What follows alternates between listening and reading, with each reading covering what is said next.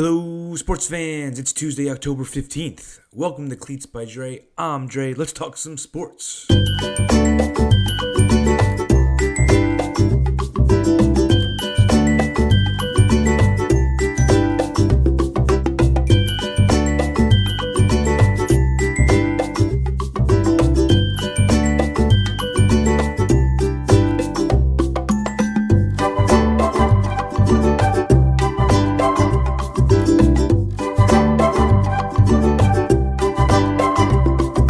Welcome to today's episode, and welcome back from a long weekend.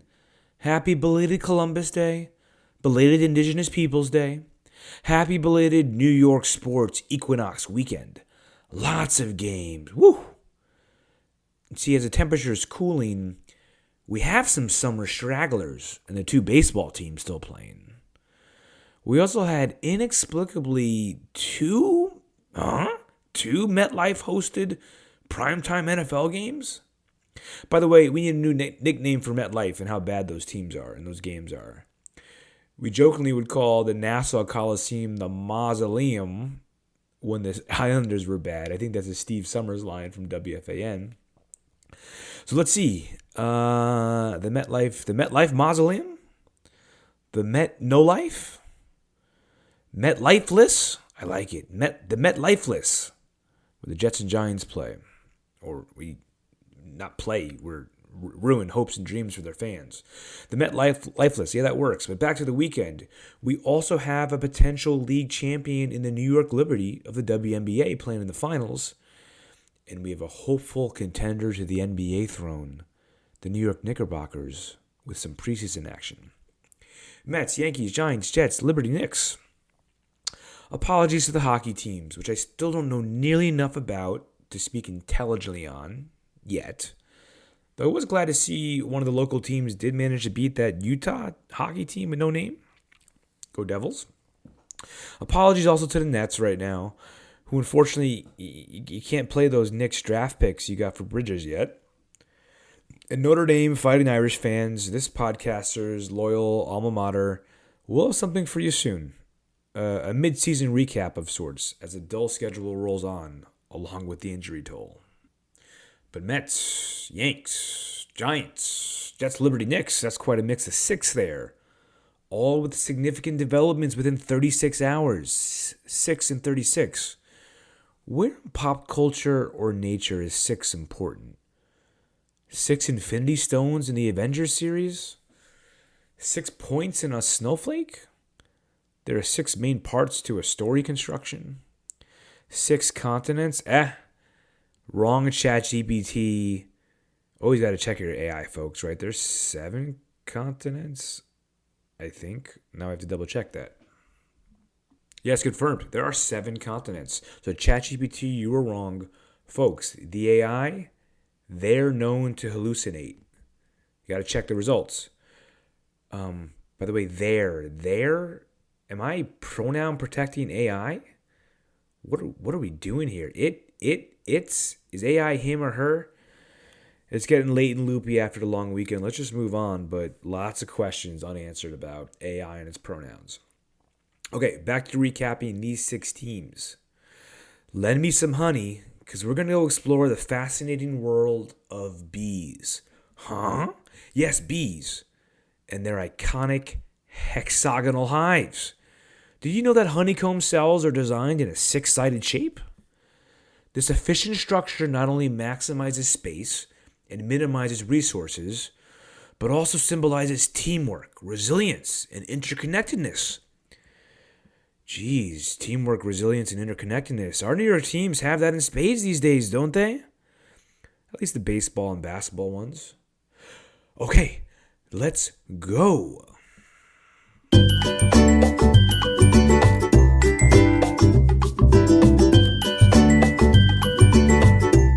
So, for our New York sports beehive, of course, we're going to first need the worker bees. The worker bees are resilient, hardworking, known for their diligence and productivity, working tirelessly for their hive success. Come on, which of these teams best embodies that? If you've been listening, those New York Mets, putting in that hard work. So first, right, First two games of the Dodgers series couldn't be any different. Game 1 loss 9-0. We won't talk about Senga too much in that start. Game 2 a win 7-3. They hung on. They came out. They came right back to the Dodgers. My first notes on the Mets game start even beyond the game. They start in my life, right? My 7-year-old son pumped about baseball right now. Thank you, Mets, for making this happen. Oh my God! Over the weekend, we were having a catch. We were hitting. He was throwing the ball off the rebounder we had set up. Oh, we were at the library picking out baseball books. He got back into Nintendo baseball, the 1986 version, and we're having wars at it. I missed the first couple innings of Sunday night's game because he had to, get a couple innings of me in there. And it's great when we're playing together against the computer sometimes. We pass the controller back and forth. It's an 0-2 count against the computer. I asked him what it should do. He said, "It's okay, Dad, just don't throw a strike." Brilliant, yeah. Just don't throw a strike. So he's into it, and that's awesome. Now, again, before the game, the Mets are just fighting the PR battle. Oh my God, with this television coverage. In these games, we had to slay the Mets enemies and the Mets killers everywhere. So we got John Smoltz in the booth, and he's gonna be. If the Mets make the World Series, Fox is covering it, so we're gonna have more Smoltz. I mean, I know he's a brave lifer. He can't say a nice thing about the Mets. Oh my God, and it's just awful. I'm not even as mad about the hometown Dodgers announcer. Joe Davis said we got on, but Smoltz is just anti-Mets. It's so horrible. They got Jeter and A-Rod in the pregame booth. I mean, Jeter, classic Met killer and Met hater. Never had a good thing to say about him. And A-Rod, he worked for the Mets for a time, I think with his friend Brody Van Wagenen, whatever his name was. A-Rod, famously jolted the Mets in free agency. Like, it even got Dontrelle Willis, who played for the Marlins. God, we need Ronnie back from TBS. But just some quick quotes from Smoltz during this game. Has you watched Sean Manaea pitch over the last couple of months? Immediately in the first inning, Betts, Mookie Betts and Will Smith will be trouble for Manaea. Manaea's been getting righties out with that curve. Immediately he strikes out Betts, and then Smoltz goes, "Oh no, the right-handers are gonna have trouble against Manaea." Golly. It wasn't just Smoltz. Ken Rosenthal, who the Padres actually revolted against and didn't even let him interview him during the series, based on his homerism. He had to come in out of nowhere after Landon Knack, right, gave up the grand slam to Vientos. It was 6-0, and he had to remind everyone, Knack, he's just a prospect. Lots of injuries for the Dodgers. He's just a prospect. Dude, it's the baseball playoffs. This is war. This is where guys, their whole career they prepare for. I don't care if you're a prospect or not. You got to be ready. And the last one from Smoltz, because I want to get to the game. They talk about him and Davis going back to Citi Field, and it's going to be loud. And Smoltz, it's going to drown out the airplanes. Get out of here, Smoltzy. Get out. We don't. I'm muting you. I can't take it. At the same time, though, this must be in basketball, right? What non-Knicks fans feel when we got Mike Breen, our local guy in the national coverage, Stephen A. Smith, the clown that he is, starting the round. So I get it. We're in New York. We're usually on the other side, but it's just weird being on the other side. What I loved, actually, before I leave the coverage part, is I heard Howie Rose, right, in the local radio, actually made a joke. Francisco Lindor is 7 batters away. Because enough of the Ohtani stuff. Like, let's enjoy the games. Like, he's a great player. There's lots of great players here. So, to the game, yes. So, let's do a quick hockey style. We'll take some for hockey. 3 stars of the game. Number 3 is Mark Vientos. Look, what a clutch grand slam. Yeah, I love the post-game comments. He took it personal. Mark Vientos, it's not Daniel Murphy yet, but gosh, it's getting close in terms of the postseason he's happening. For one, I saw a stat, Vientos tied 3 others from history as having the highest win probability added in NLDS history, the series with the Phillies, of 0.9. So, stat, right? Win probability added. Take it however you want. It's basically the team's win expectancy after their plate appearance or whatever moment they have, minus what it was before. Kind of important, right? What do you increase the chances that this team is going to win this game?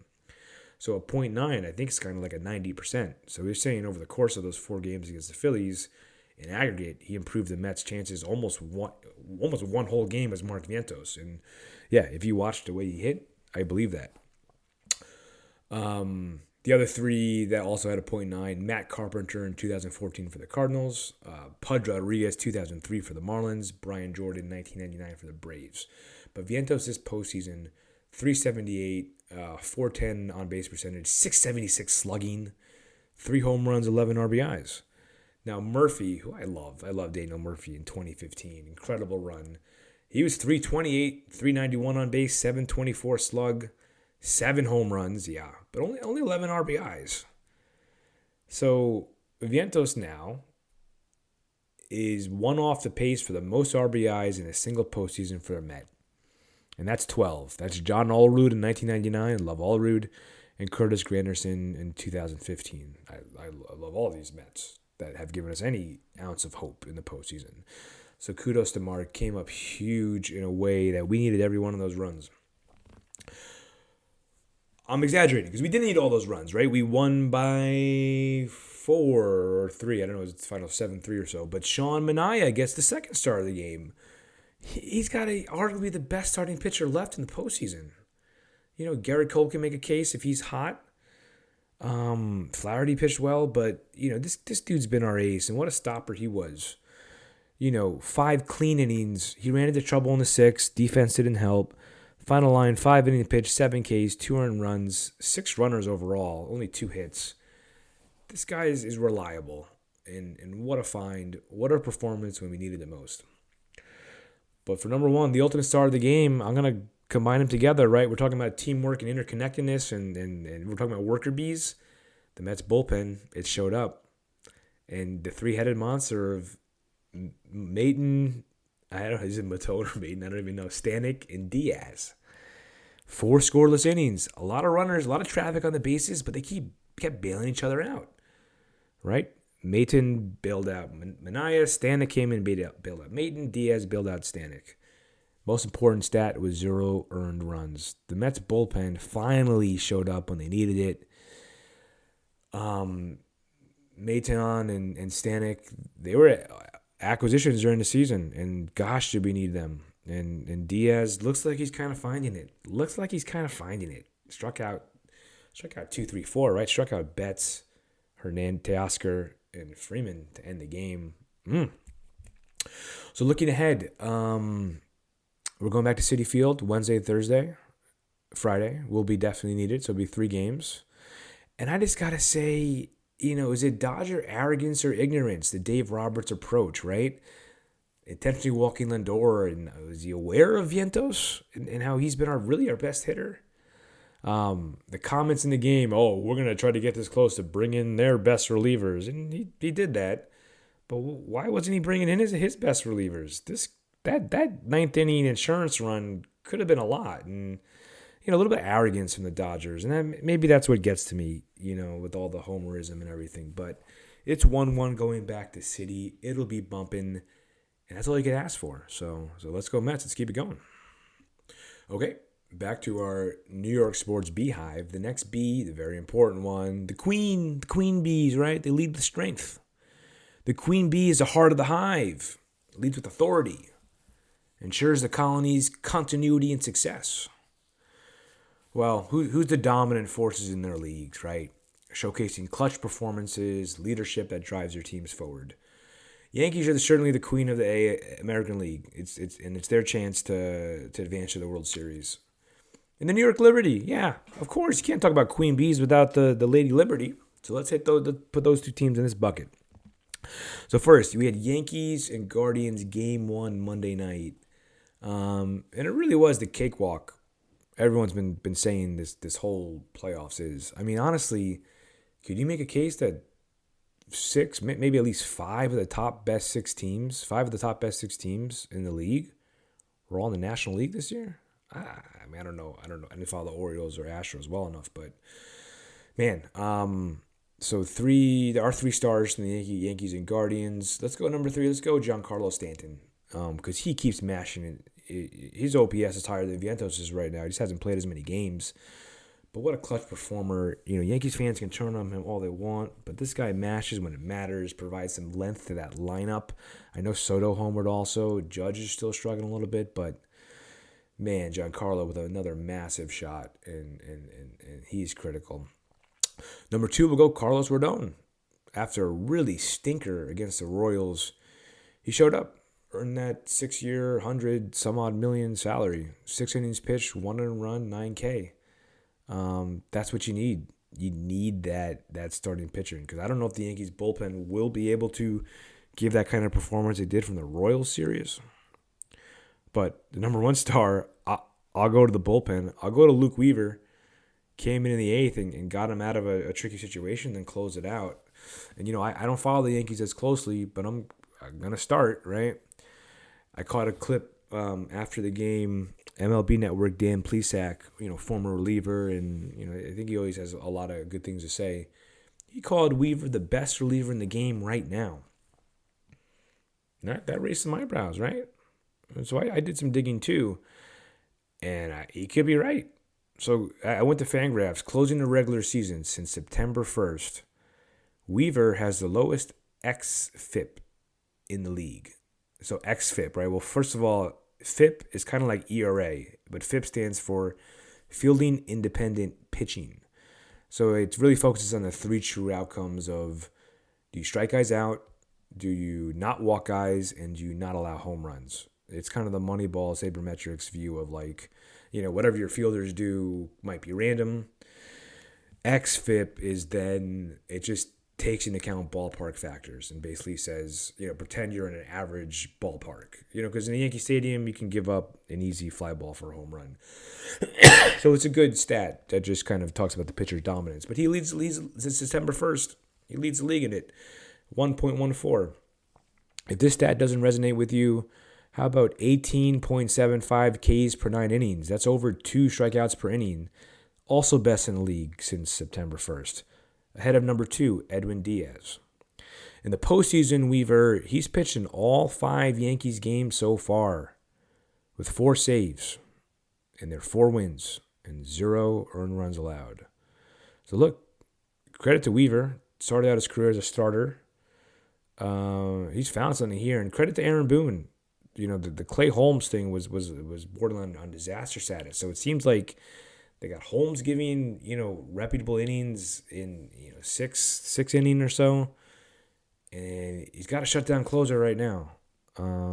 According to Plesac, the best in the game. So let's follow this series, but Yankees look to be in really good shape. The next Queen Bee, yes, those New York Liberty, who came back. We talked about it, I think, in the last pod, right? Came back from a disastrous come-from-ahead loss to the Lynx in overtime in Game 1, where Breanna Stewart missed the free throw in the last, she could have won the game. She missed the free throw. But the Liberty hang on 80-66 on Sunday. They tied the series at 1. I believe it's a best-of-5 series. I didn't watch the game. I'll be fully transparent. I caught highlights, caught a box score. Still want to talk about it. But I did read shades of Game 1, right? They had a 17-point lead, advantage to 2 points with 3 minutes left. But the hopeful champs, they hung strong. The box score presents a balanced effort. What stands out to me is usually plus or minus. I think that's really important in a team sport like basketball. And there's my girl Phoebich in there with a plus 17. Yeah, she had 3 points. More on that later. 5 rebounds, 3 assists, no turnovers in a game where Liberty turned it over 16 times. Her plus 17 for the game is second most on the team behind Ionescu. And that three came off of a loose ball towards the end of the game, and it provided a loud monster crowd pop. Got the crowd going. She's got some Josh Hart in her game, I think. I think she's the glue since they moved her into the starting lineup. But what I love about the pop is I caught a clip of Tony Reali, who I love, runs around the horn for ESPN. He's calling the atmosphere at the Liberty game the best crowd in any sport right now, anywhere. WNBA Liberty game. And, my cousin Betty, who was on, I texted her. She can confirm. She's been to one of these finals games. That's incredible to hear. That's just, that's the kind of stuff get people excited for sports that I love. So I know I'll be looking to go to Liberty game next year. Bring my kids there. It sounds like a blast. And it's just awesome to see Tony Reale say that. So 1-1 going back to Minnesota. I don't know when the next game is, but big win for hopeful champs, Liberty. All right, the next bees of our hive, the drone bees. Inconsistent, still figuring it out. The drone bees. They have a more limited role, mainly focused on reproduction, and often seen as less essential to the hive's day-to-day functioning. Well, gee, who does that fit? How about our football teams, the Jets and the Giants? Still in the process of finding their footing, inconsistency, struggling to fit perfectly into the structure of the New York sports beehive. Starting with the Giants, Sunday night, they played the Bengals. I watched the end of the game. I was focused on the Mets. But golly, was this just the same old, right? The same old oatmeal Giants that we talked about after that Cowboys game. God, at least at home, that's what they are in primetime. The Giants, they seem ready in a lot of ways, except one position, except quarterback. It's the same stuff, guys. I turned on the fourth quarter. It was 10-7 Bengals, which was a shock because this Bengals team, if you watch them, Joe Burrow was having an incredible year, and their defense was stinking up the joint against everybody. And here's the Giants with 7 points. And here's the defense holding down Burrow. And, I looked at some of the stats afterwards. Sam Hoppen is a good follow on X Twitter. He always posts, what quote unquote should have happened after each game. He has the Giants should have won. There's a stat called success rate. Just shows is each play successful? Does it get further than what you need to get to keep advancing the ball on the downs or distance or whatnot? Giants had like a 6 or 7% higher success rate. So some fluke plays, right? The missed field goals, the wild Burrow scramble. The Giants actually should have won this game, but they didn't. I know they're down some key weapons, right? Unfortunately, Neighbors has been out 2 weeks with a concussion. Looks like they found someone on the running back, Tracy. I bet he gets more play over the course of the year. But look, Daniel Jones, 33 home games, 33 away games in his career, 27 TDs and 30 interceptions at home, 41 TDs, 14 interceptions on the road. He's Jekyll and Hyde. You need better from a quarterback, more consistency. Gosh, I know Eli wasn't consistent, but Eli stepped up in big games. Daniel Jones is 1-14 in primetime as an NFL quarterback. 1-14. So much of the same, guys. What I've been saying, Giants are 2-4. Been competitive at times. This year's about developing the infrastructure around the quarterback and then figuring out the new quarterback for next year. So let's see. But the other team, it might be a sorrier state of affairs in the other side of the MetLife locker rooms. We had Jets and Bills Monday night, a rivalry game. Obviously, a lot of craziness of a week, a lot of just disappointment leading up to the week. But the game itself, right, the Jets lost 23-20. Also with missed field goals, multiple of them for the Jets. A lot of penalties in this game.